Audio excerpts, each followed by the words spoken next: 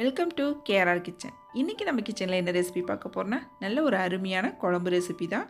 இன்றைக்கி நம்ம கிச்சனில் மட்டன் நல்லி குழம்பு எப்படி செய்கிறது தான் பார்க்க போகிறோம். டேஸ்ட்டு ரொம்பவே சூப்பராக இருக்குங்க. நம்ம கறி குழம்பு வெறுசாக கறியை மட்டும் போட்டு வைக்கிறதுக்கு பதிலாக நல்லி எலும்பு போட்டு வைக்கும்போது பார்த்திங்கன்னா குழம்பு இன்னுமே டேஸ்ட்டு ரொம்பவே சூப்பராக இருக்கும். உடம்புக்கும் ரொம்பவே நல்லதுங்க நல்லி எலும்பு. இதை நம்ம சூப்பும் வச்சு குடிக்கலாம், அதுவும் டேஸ்ட் இன்னும் சூப்பராக இருக்கும். இப்போ வாங்க இன்றைக்கி இந்த குழம்பு எப்படி செய்கிறது நம்ம வீடியோக்குள்ளே போய் பார்த்துறோம். அதுக்கு முன்னாடி நம்ம சேனலை இப்போ தான் ஃபஸ்ட் டைம் பார்க்குறீங்கன்னா சப்ஸ்கிரைப் பண்ணி வச்சுக்கோங்க. கூடவே பெல் சிம்பிள் ப்ரெஸ் பண்ணி ஆளுங்கிற ஆப்ஷனையும் ப்ரெஸ் பண்ணி வச்சுக்கோங்க. அப்போ தான் நான் போகிற வீடியோஸ் எல்லாம் உங்களுக்கு தொடர்ந்து நோட்டிஃபிகேஷனில் உடனுக்குடனே கிடச்சிக்கிட்டு இருக்கும். இப்போ வாங்க மட்டன் நல்லி குழம்பு எப்படி செய்கிறதுன்னு பார்த்துடலாம்.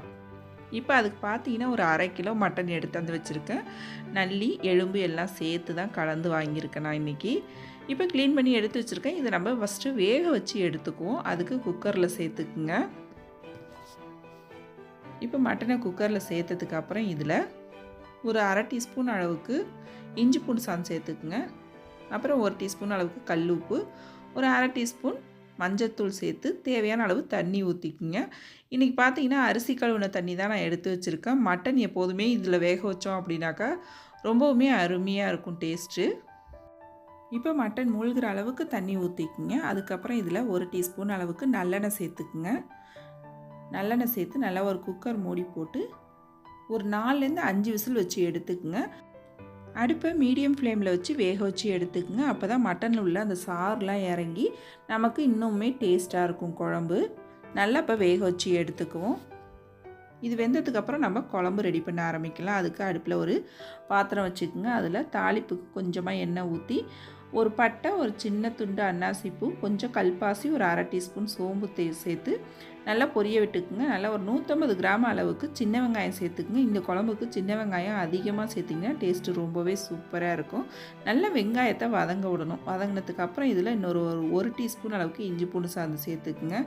அதுவும் வதங்கினதுக்கப்புறம் ஒரு 2 தக்காளி பழம் சேர்த்து வதக்கிக்குவோம். தக்காளி வெங்காயம் எல்லாம் வதங்கினதுக்கப்புறம் இதில் 1/4 டீஸ்பூன் மஞ்சத்தூள், ஒரு 2.5 டீஸ்பூன் அளவுக்கு குழம்பு மிளகாத்தூள், 1/2 டீஸ்பூன் சோம்புத்தூள், 1/2 டீஸ்பூன் தனி மிளகாத்தூள், 1/2 டீஸ்பூன் தனியாத்தூள், 1/2 டீஸ்பூன் ஜீரகத்தூள் எல்லாம் சேர்த்து நல்லா ஒத்தாப்பில் வதக்கிக்கிங்க. நல்லா எல்லாத்தையும் ஒரு 2 செகண்ட் வதங்கினதுக்கப்புறம் மட்டன் பாருங்கள் இப்போ நல்லா வெந்து வந்திருக்கு. இப்போ இதை நம்ம வதக்குனதோடு சேர்த்துக்குவோம்.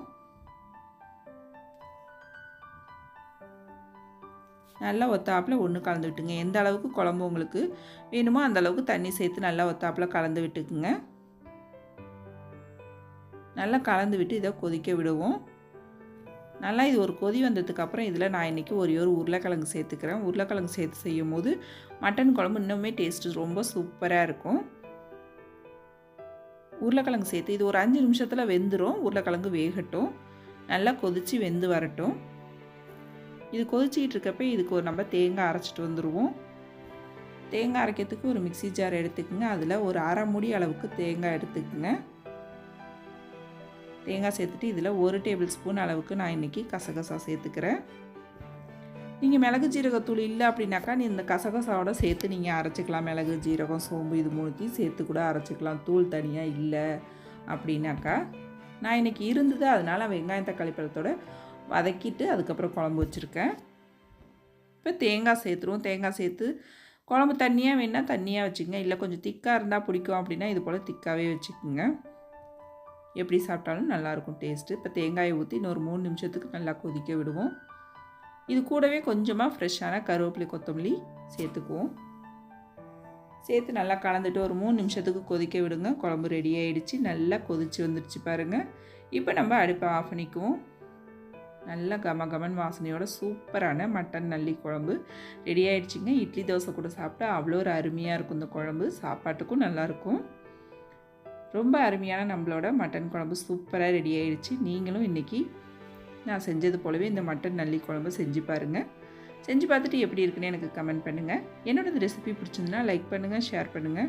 மறக்காமல் நம்ம கேஆர்ஆர் கிச்சனை சப்ஸ்கிரைப் பண்ணி வச்சுக்கோங்க. நாளைக்கு வேறொரு ரெசிபியோடு சந்திப்போம். தேங்க்ஸ் ஃபார் வாட்சிங்.